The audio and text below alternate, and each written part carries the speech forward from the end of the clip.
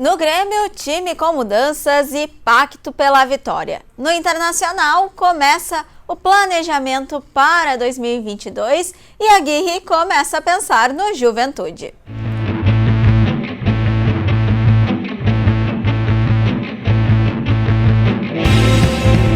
Fala pessoal, chegando aqui com mais um Últimas da Dupla aqui no canal do Esporte. Muito prazer para quem não me conhece, eu sou a Esther Fischborn e de segunda a sexta eu trago as principais novidades da dupla Grenal aqui no nosso canal do Esporte. Já quero te pedir para te deixar um like nesse vídeo, te inscrever no nosso canal. Se tu já é inscrito, ativa as notificações desse vídeo, comenta aqui embaixo, compartilha com os amigos para a gente ajudar o canal do Esporte a crescer.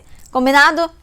A gente começa falando do Grêmio, que encara o Fluminense hoje à noite na Arena. Partida com portões fechados, a torcida do Grêmio ainda está suspensa pela confusão na partida contra o Palmeiras. Tricolor encara hoje o Fluminense precisando desesperadamente de uma vitória. Precisa vencer 6 partidas nas 9 partidas que restam no Campeonato Brasileiro para escapar da Série B. O Grêmio, que é o 19º colocado com 26 pontos, hoje 9 pontos atrás do primeiro time fora do Z4.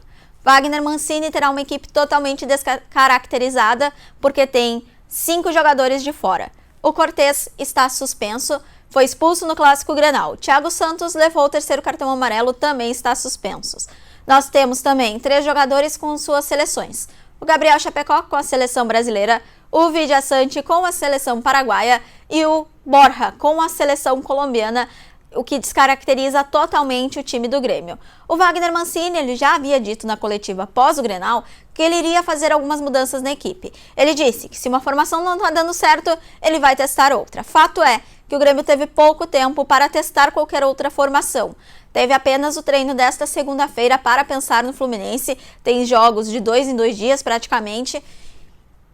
E o treino desta segunda-feira foi muito mais uma conversa, muito mais um papo entre os jogadores e o Wagner Mancini e a comissão técnica e a direção gremista, pensando nessa necessidade grande de vitória.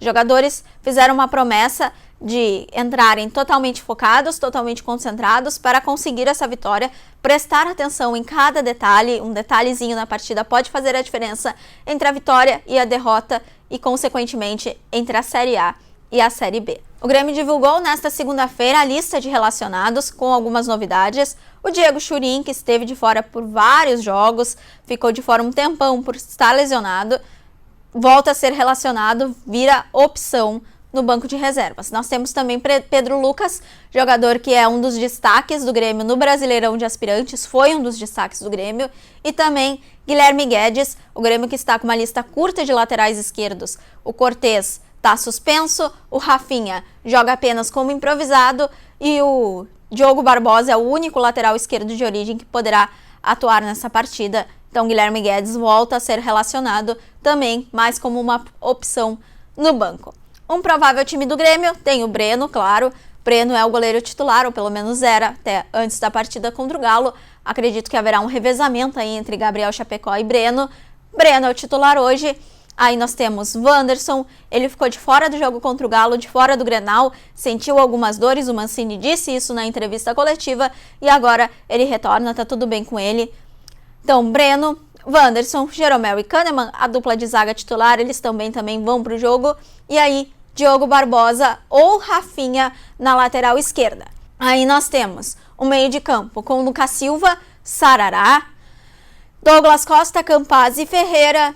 E aí, Diego Souza ou ainda a possibilidade da entrada de Elias no comando do ataque gremista. Tricolor que, como eu disse, precisa vencer 6 em 9 partidas para conseguir chegar aos 44 pontos, somar mais 18 pontos para escapar da B. Grêmio, que é o 19º colocado, 9 pontos atrás do primeiro time fora do Z4.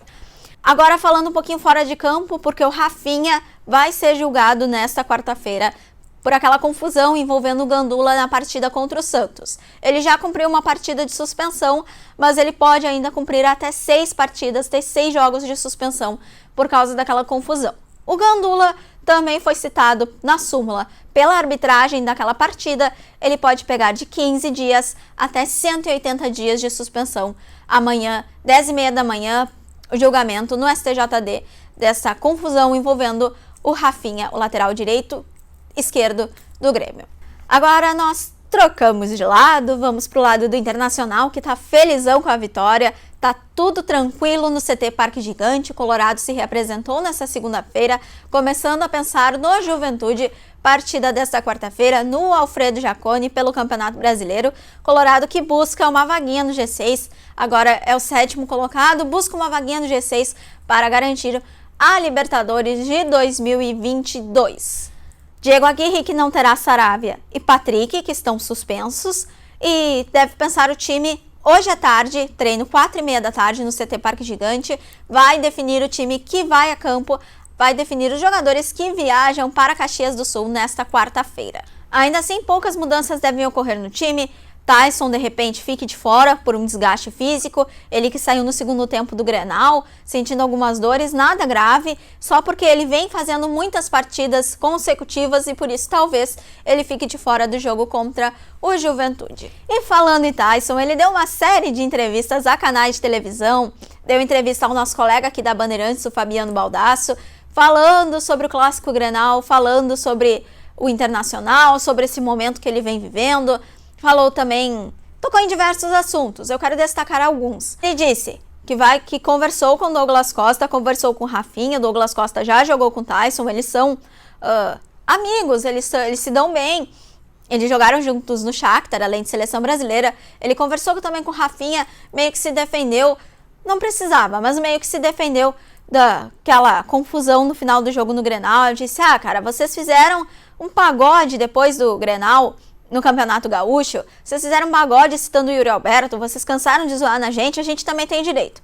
Tudo certo, entre jogadores, foi só uma conversa mais entre amigos mesmo. Ele falou na entrevista ao Jogo Aberto, ontem aqui da Bandeirantes, para a Renata Fã e toda a galera lá do Jogo Aberto.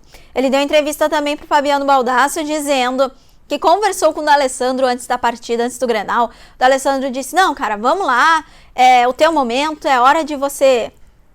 os caras, é hora de você fazer sua parte. E aí o Tyson foi lá, foi motivado.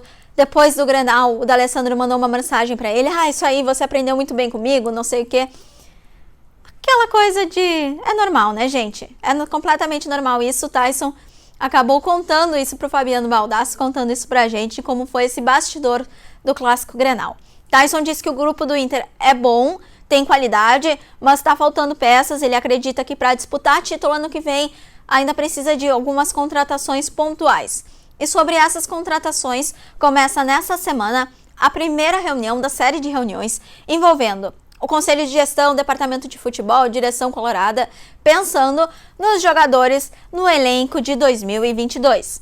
Quais jogadores têm contrato acabando, quais jogadores vão ficar, quais jogadores vão sair. Tudo isso vai começar a ser pensado hoje, não é uma só... hoje não. Tudo isso vai começar a ser pensado nessa semana. É uma série de reuniões, não é só uma reunião, não tem como definir em uma só reunião.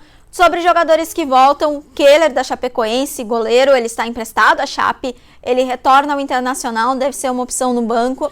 Um dos jogadores que ficam é o Moisés, ele... tinha uma avaliação dentro do Internacional que seria um pouco caro pagar 3 milhões de reais por 15% dele. Essa avaliação mudou um pouquinho depois do Clássico Grenal. A gente viu nos vídeos de bastidores divulgados pelo Inter aquela motivação do Moisés, aquela liderança do Moisés. Ele deve ficar sim para 2022. A direção do Bahia já disse que o Inter entrou em contato para começar as tratativas de renovação do lateral que fica no Internacional, será o titular na lateral do Internacional para 2022. Então essas as principais notícias do Inter, do Grêmio.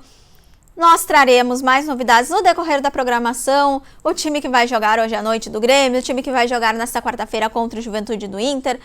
Tudo sobre a dupla Grenal a gente acompanha no decorrer da programação da Bandeirantes. Combinado? Eu retorno nesta quarta-feira para falar do resultado do jogo do Grêmio e projetar a partida do Inter. Tá certo? Combinado, galera? Eu vejo vocês amanhã, então. Até mais!